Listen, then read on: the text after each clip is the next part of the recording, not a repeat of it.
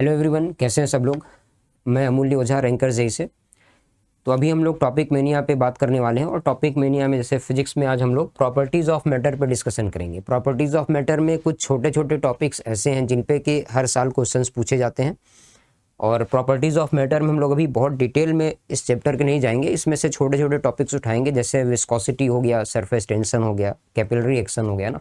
ये सब ऐसे टॉपिक्स हैं जो हार्डली 10 to 15 मिनट्स के अंदर कवर हो जाते हैं। क्वेश्चंस इजी आते हैं और फटाफट सॉल्व होने वाले होते हैं और हर साल इन पे क्वेश्चंस पूछे भी जा रहे हैं। तो चलिए हम लोग एक बार देखते हैं टॉपिक मेनिया में। तो आज का अपना टॉपिक है प्रॉपर्टीज़ ऑफ मैटर और इस चैप्टर से भी हम लोग कुछ लिमिटेड कंटेंट ही उठाएंगे। तो सबसे पहले हम लोग बात करने वाले हैं विस्कोसिटी पे, और विस्कोसिटी में भी स्पेशली किस पे हम लोग बात करेंगे, स्टोक्स लॉ पे। ये एक ऐसा टॉपिक है जिस पे रेगुलरली क्वेश्चंस पूछे जाते हैं। Next one is surface tension. Surface tension भी एक बहुत ही अच्छा टॉपिक है, थोड़ी देर में ही ये कंप्लीट हो जाता है और इसके बाद इस पे क्वेश्चंस भी आ रहे हैं। और इसके बाद है कैपिलरी एक्शन। तो ये तीन ऐसे टॉपिक्स हैं इस चैप्टर के अंदर जो अगर आप इन तीनों को मिला लेंगे तो आधे घंटे से 40 मिनट के अंदर अंदर ये पूरा टॉपिक आप प्रिपेयर कर सकते हैं और उसके बाद इसमें इजी क्वेश्चंस बनते हैं। तो आप बहुत आसानी से 1 से 1.5 घंटे में ये तीनों टॉपिक आप प्रिपेयर कर सकते हैं और इतनी देर में ये समझ लें कि इन तीन में से लगभग 2 क्वेश्चंस तो पूछे ही जाते हैं। तो अब हम लोग इसमें आगे बढ़ते हैं और 1 बाय 1 इन तीनों को डिस्कस करते हैं। तो सबसे पहले हम लोग बात कर लेते हैं विस्कोसिटी में स्टोक्स लॉ की। विस्कोसिटी में स्टोक्स लॉ।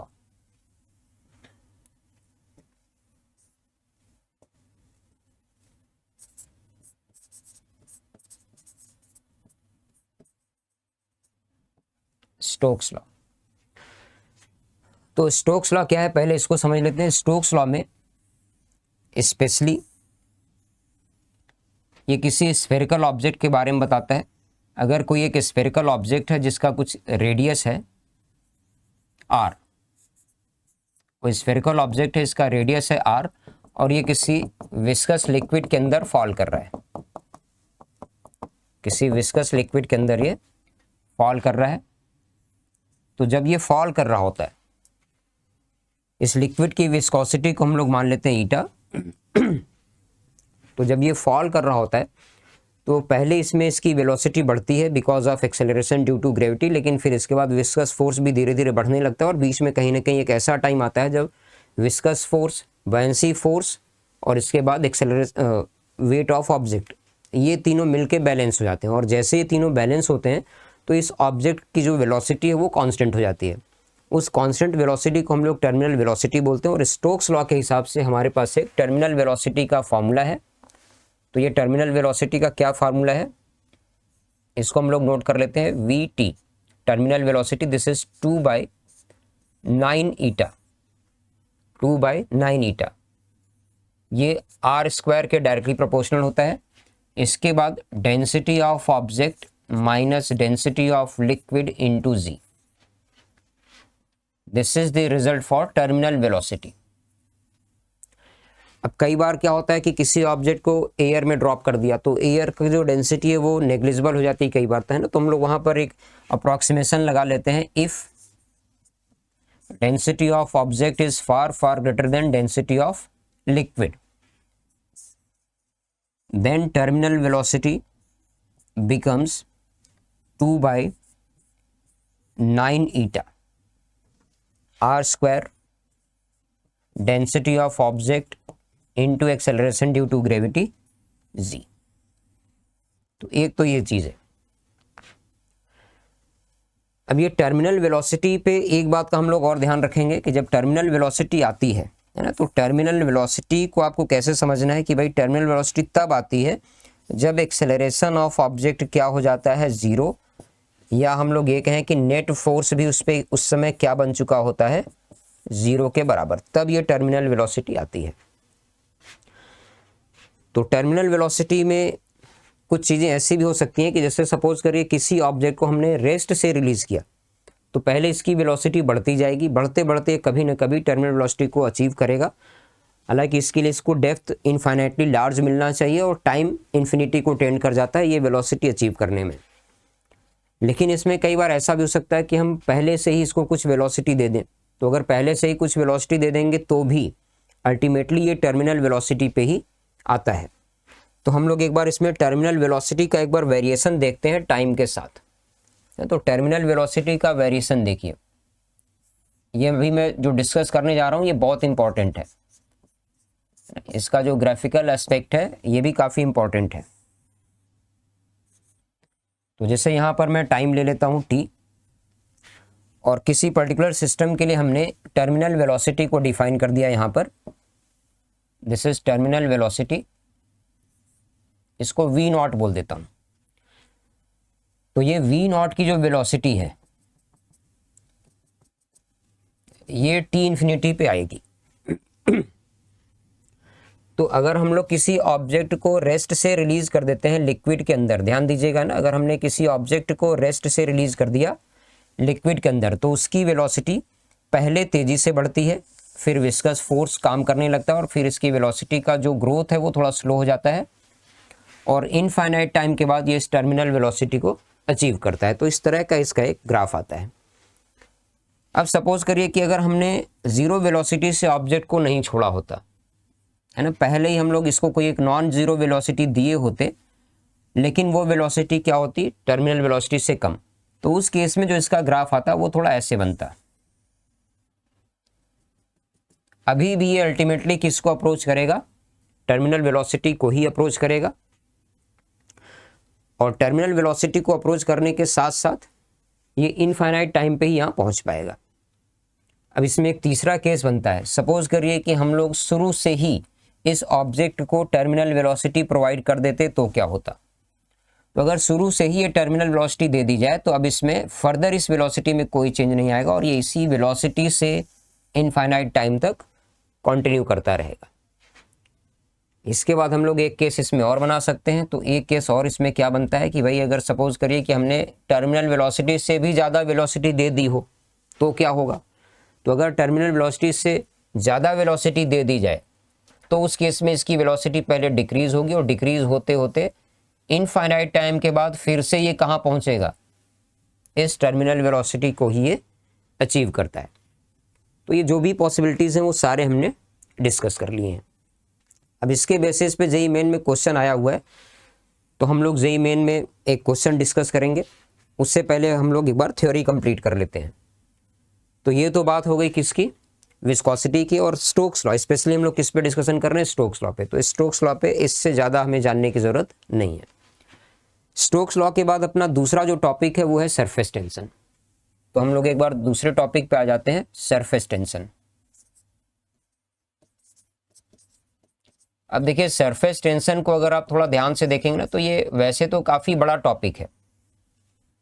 सरफेस टेंशन अपने आप में थोड़ा बड़ा टॉपिक है, लेकिन सरफेस टेंशन में कुछ ऐसी चीज़ें हैं जो स्पेशली एग्जाम्स में पूछी जाती हैं। तो हम लोग एग्जाम ओरिएंटेड रह के यहाँ पर डिस्कशन करेंगे। सरफेस टेंशन में सबसे पहले हम लोग बात करते हैं एक्सेस प्रेशर की।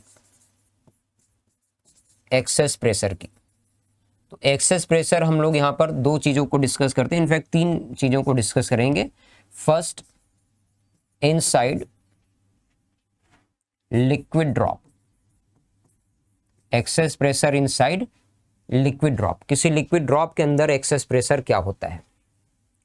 तो जैसे हमने इस तरह से कोई एक लिक्विड का ड्रॉप ले लिया, सराउंडिंग का प्रेशर मान लेते हैं पी नॉट, लिक्विड के अंदर का प्रेशर पी है, तो ऑब्वियसली पी ज़्यादा होता है पी नॉट से। एक्सेस प्रेशर हम लोग स्मॉल पी से लिखें तो this is P minus P not, और इसकी वैल्यू आती है सॉल्व करके 2T/R के बराबर। टी यहाँ पर हमने क्या लिया है, सरफेस टेंशन। टी क्या है, सरफेस टेंशन, और आर क्या है, रेडियस ऑफ दिस ड्रॉप। तो एक तो ये बात हो गई। दूसरा इसमें हम लोग कंसीडर करते हैं inside soap bubble. Excess pressure inside soap bubble. अब ये जो सोप बबल के अंदर हम लोग एक्सेस प्रेशर की बात कर रहे हैं, तो अगर सोप बबल को हम लोग यहाँ पर कंसीडर करें तो सोप बबल में थोड़ा ध्यान से देखा जाए तो इसमें दो लेयर्स बनते हैं।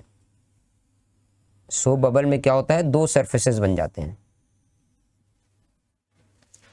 दो सरफेसेस इसमें कैसे बनते हैं, तो दो सरफेसेस कुछ इस तरह से बनते हैं। जो सोप सोल्यूशन होता है सोप बबल में, वो एक थिन लेयर के अंदर होता है ना। जैसे सोप सोल्यूशन यहाँ इस पार्ट में होगा, इस पार्ट में। अब इसके साथ अंदर क्या रहता है, एयर ट्रैप्ड होता है, बाहर क्या है, एयर ट्रैप्ड है, और यहां पर क्या है, सोप सोल्यूशन, इधर क्या है, सोप सोल्यूशन। तो यहाँ पे एक तरह से देखा जाए तो दो सरफेसेस हैं, और अगर हम लोग इसके रेडियस को r सपोज कर लें तो एक बार इस सरफेस से एक्सेस प्रेशर बनेगा और एक बार इससे और बनेगा। तो यहाँ पर अगर हम लोग एक्सेस प्रेशर की बात करते हैं P which is equal to P minus P0, तो that will be equal to 4T divided by R। क्या हो जाएगा, 4T divided by R। P कहाँ का प्रेशर है, बबल के अंदर, P0 कहाँ का प्रेशर है, सराउंडिंग का। तो ये दो केसेस हो गए, और इसके बाद एक तीसरा केस और बनता है, तो ये थर्ड केस भी हम लोग कंसीडर कर लेते हैं। Third case is air bubble. Third case किसका है, एयर बबल। किसी लिक्विड के अंदर एयर का बबल बन गया। तो अब इसको अगर हम लोग देखें तो एयर बबल बनता कैसे, पहले इसी को समझ लिया जाए, फिर हम लोग इस पे आगे बात करते हैं। तो जैसे यहाँ पर हमने किसी लिक्विड को कंसीडर कर लिया और लिक्विड के अंदर कहीं पे कोई एक एयर बबल है ऐसे, तो इस एयर बबल के अंदर तो क्या है, एयर है, अंदर तो इसमें एयर है, लेकिन इसके सराउंडिंग में क्या है, इसके सराउंडिंग में पूरा क्या रहेगा, लिक्विड रहेगा। तो इधर अंदर एयर है और बाहर लिक्विड है। तो यहाँ अगर हम लोग थोड़ा ध्यान से देखें तो इसमें हमें सिर्फ एक सरफेस मिलेगा, एयर और लिक्विड इनको सेपरेट करने वाला एक ही इंटरफेस है। तो इसमें एक सरफेस हमें मिलता है, इसलिए अगर हम लोग अंदर के प्रेशर को P लिखें और बाहर के प्रेशर को यहाँ P0 बोल देते हैं, जो लिक्विड का प्रेशर होगा उसको P0 लिख देते हैं, तो again excess pressure small p will be equal to P minus P0, that will be equal to 2T by R। इस बार भी हम लोग क्या लिखेंगे, 2T बाय R। इसके साथ हम लोग एक छोटा सा पॉइंट और डिस्कस कर लेते हैं। कई बार क्या होता है कि जो बबल होता है वो स्फेरिकल शेप का नहीं, मान लीजिए ऐसे कुछ ओवल शेप का या इलिप्सॉइड टाइप का कुछ ऐसा कोई बबल बन गया, तो इसको हम लोग एक बार ड्रॉप मान लेते हैं, है ना, बाकी चीज़ें इसी से रिलेट कर लेंगे। जैसे ये कोई एक लिक्विड का ड्रॉप है, इसके अंदर का प्रेशर है P और सराउंडिंग का प्रेशर है P0। तो अब यहाँ पे हम लोग अंदर के प्रेशर को कैसे रिलेट करेंगे, तो इसके लिए इसमें एक लैप्लास फार्मूला आता है। तो उस लैप्लास फार्मूला को आपको डायरेक्ट याद रखना है ना, इस पर ज़्यादा दिमाग नहीं लगाना है। इसमें हम लोग दो ऑर्थोगोनल सरफेस ले लेते हैं और उन दोनों का रेडियस डिफाइन कर लेते हैं। तो जैसे यहाँ पर दो ऑर्थोगोनल सरफेसेस हम लोग ऐसे ड्रॉ करेंगे, एक रेडियस को बोल देते हैं इसमें R1, दूसरे रेडियस को बोल देते हैं R2। और अब जो हम लोग पहले लिख रहे थे एक्सेस प्रेशर का रिजल्ट 2T बाय R, तो अब ये 2T बाय R नहीं रहेगा, इसको हम लोग क्या लिखेंगे, इसको हम लोग लिखेंगे T by R1 plus T by R2। ये लैप्लास फॉर्मूला है, इसको भी याद रख सकते हैं और कहीं कहीं पे इसको यूज किया जा सकता है। इसके साथ ही कहीं पे ऐसा भी आपको सरफेस मिल सकता है कि भाई कोई लिक्विड इस तरह से रखा हुआ है, ऐसा कुछ है,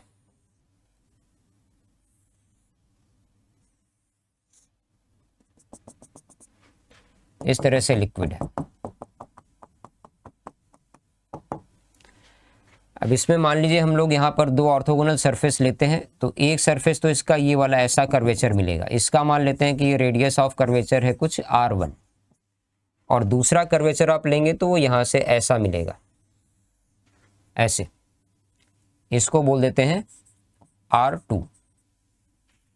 तो इस बार अगर हम लोग इसमें एक्सेस प्रेशर अंदर लिखें तो यहाँ पे R2 की वजह से प्रेशर बढ़ेगा, लेकिन R1 की वजह से प्रेशर डिक्रीज होगा। तो हम लोग इसको लिखेंगे T बाय R2, ये तो प्लस में रहेगा, बट T बाय R1 को क्या करना पड़ेगा, माइनस करना पड़ेगा, क्योंकि जो कॉन्केव साइड होता है उधर प्रेशर ज़्यादा होता है। जैसे इस कर्वेचर को देखें तो ये कॉन्केव साइड है, इधर प्रेशर ज़्यादा होगा, और इस सरफेस को क्रॉस करके अंदर जाएंगे तो ऑब्वियसली प्रेशर डिक्रीज होगा, इसलिए हमने माइनस T बाय R1 किया है। तो ये इतने सारे केसेस हैं, है ना, इसके बाहर इसमें कुछ जाता नहीं है। इसके साथ यहाँ पर एक पॉइंट हम लोग और डिस्कस करते हैं सरफेस टेंशन में, और वो है सरफेस एनर्जी। तो सरफेस एनर्जी भी एक इम्पॉर्टेंट पॉइंट है। सरफेस एनर्जी,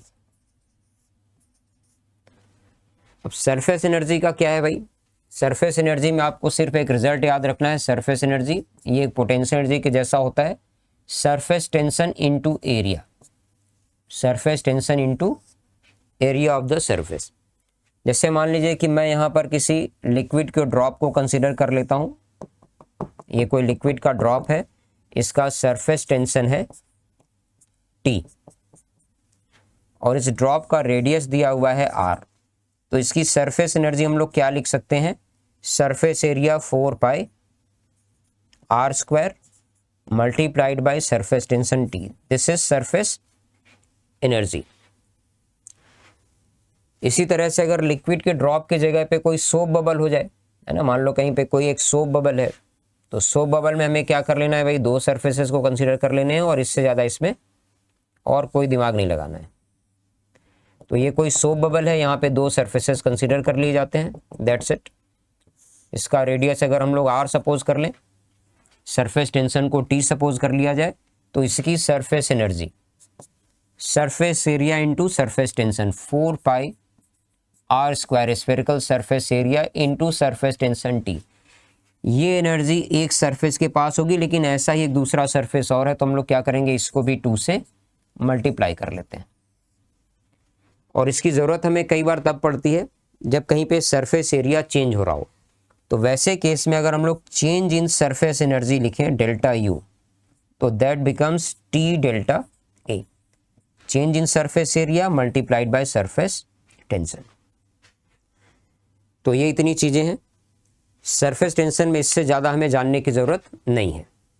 अब हम लोग आगे बढ़ते हैं कैपिलरी एक्शन में।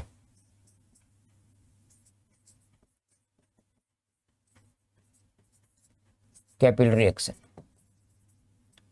ये भी एक बहुत इंपॉर्टेंट पार्ट है।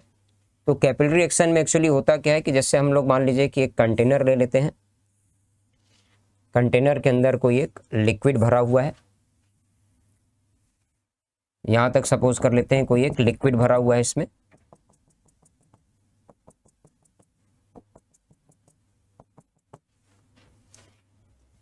अब इसके अंदर हम लोग एक ट्यूब को डिप करते हैं, ऐसे किसी ट्यूब को हमने इसके अंदर डिप कर दिया। तो कई बार होता क्या है कि इस ट्यूब के अंदर ये जो लिक्विड है ये थोड़ा ऊपर तक राइज कर जाता है, तो ऐसा मान लेते हैं कि लिक्विड यहां से ऊपर राइज करके इधर कहीं पहुंच गया,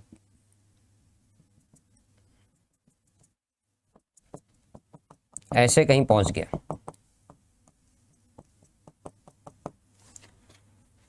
तो ये जो ऊपर कर्वेचर लेता है, इस कर्वेचर को हम लोग क्या बोलते हैं, this curvature is called meniscus, this curvature is called meniscus. और इस कर्वेचर का जो लोएस्ट पॉइंट है, वहां से इस लिक्विड के बीच में जो गैप है, इस गैप को हम लोग H बोल देते हैं, और इस H को क्या बोलते हैं, rise in capillary tube. This is what, this is rise in capillary tube, rise in capillary tube. Liquid की डेंसिटी को रो सपोज कर लिया जाए, इसके बाद ये जो कर्वेचर बनता है, यहां पर थोड़ा सा ध्यान देने की जरूरत है। ये जो मेनिस्कस है, इस पे हम लोग इधर एक टेंजेंट को ड्रॉ करते हैं, और ये जो ट्यूब है उसका वॉल है, इन दोनों के बीच में यहाँ पर कुछ एंगल बनता है, इसको हम लोग थीटा से डिनोट करते हैं। और थीटा को क्या बोलना होता है, थीटा को बोलते हैं angle of contact, angle of contact. अगर ये लिक्विड राइज करने वाला होगा तो थीटा इसमें एक रेंज में रहता है फ्रॉम 0 डिग्री टू 90 डिग्री। अगर लिक्विड राइज करने वाला है तो थीटा की रेंज होती है फ्रॉम 0 टू 90। 90 डिग्री पे जो इसमें लिक्विड है वो बिल्कुल राइज नहीं करेगा, इस लेवल पे मेंटेन होता है। और 90 डिग्री से बड़ा अगर एंगल ऑफ कांटेक्ट हो गया तो लिक्विड ट्यूब के अंदर डिप्रेस हो जाता है, थोड़ा लोअर लेवल पे चला जाता है, जो भी सराउंडिंग में लिक्विड है उसके रिस्पेक्ट में। तो अब ये सारी स्टोरी है, लिक्विड की डेंसिटी रो है, सरफेस टेंशन को मान लेते हैं T, और अब ये जो इसमें हाइट राइज होता है उसके लिए इसमें हम लोग एक रिजल्ट बनाते हैं, और उस रिजल्ट को यहाँ पर नोट कर सकते हैं। इस हाइट के लिए एक फॉर्मूला है, H is equal to 2T cos theta divided by r rho g. r क्या है इसमें, ये भी ध्यान रखना है ना, capital R is radius of tube, capital R is radius of tube. ध्यान रखिएगा यहां पर ये जो R लिया जा रहा है वो मेनिस्कस का रेडियस नहीं है, किसका रेडियस है, ट्यूब का। यहां पर एक पॉइंट हम लोग और लेते हैं कि if radius of curvature of meniscus, radius of curvature of meniscus is small r, ये जो हमने कर्वेचर बनाया है मेनिस्कस का, अगर उसका रेडियस हम लोग स्मॉल r लिखें तो उस केस में जो h की वैल्यू होगी then h will be equal to 2t divided by r rho g. अब यहां पर cos थीटा नहीं आएगा, cos थीटा इसमें नहीं आएगा।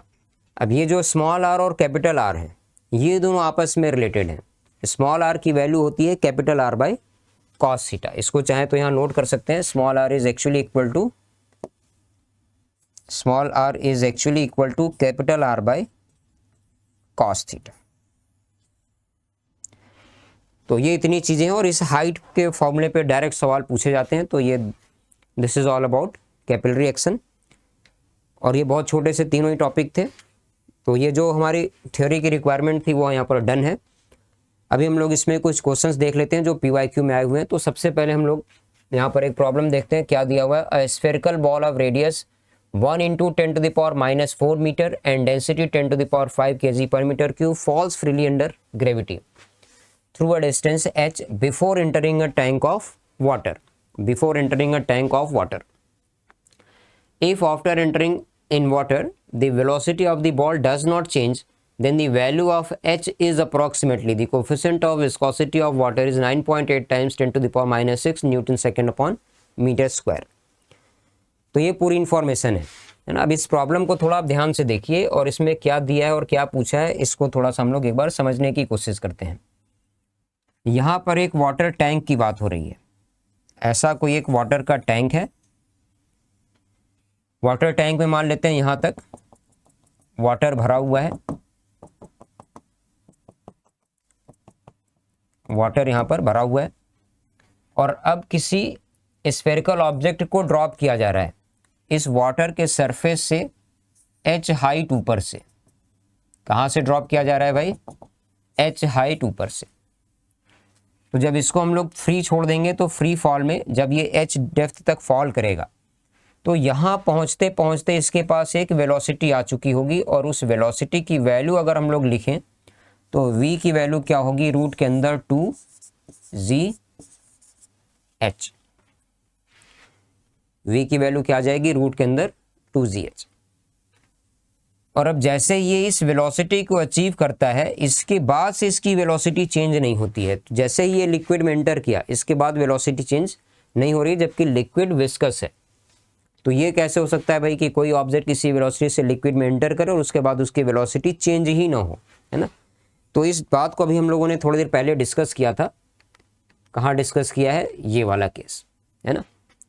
तो विस्कोसिटी में जैसे हमने डिस्कस किया था कि भाई अगर लिक्विड के अंदर ऑब्जेक्ट को रेस्ट से छोड़ा जाएगा तो उसकी वेलोसिटी लगातार बढ़ती जाएगी और बढ़ते बढ़ते वो अल्टीमेटली टर्मिनल वेलोसिटी को अचीव करता है।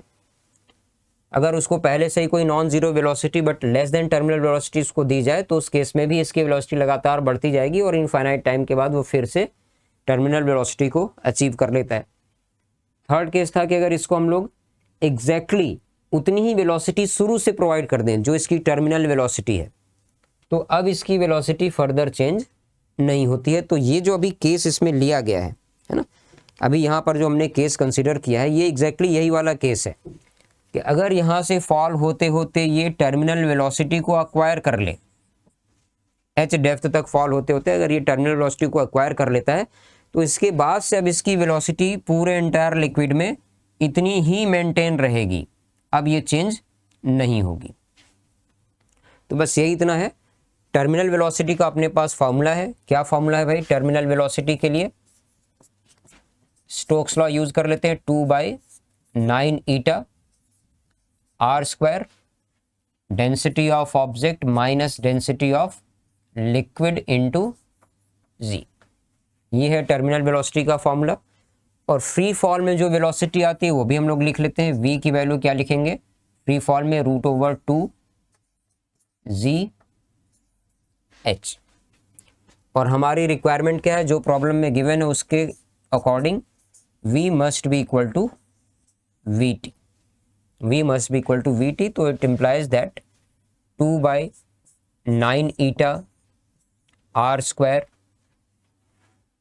Into g density of object minus density of liquid is equal to √2gh। अब इसको अगर आप सबकी वैल्यूज गिवन है रिप्लेस करके सॉल्व कर दीजिए तो आपको सोल्यूशन मिल जाएगा। और जब आप इसको सॉल्व करेंगे तो इसमें ये फर्स्ट वाला ऑप्शन मैच होता है, तो फर्स्ट ऑप्शन इज करेक्ट। आपको वैल्यूज रखनी है, इसको सॉल्व करके देख लेना है ना। अब ये rest is part of calculation. तो ये एक बहुत ही आसान सा सवाल था।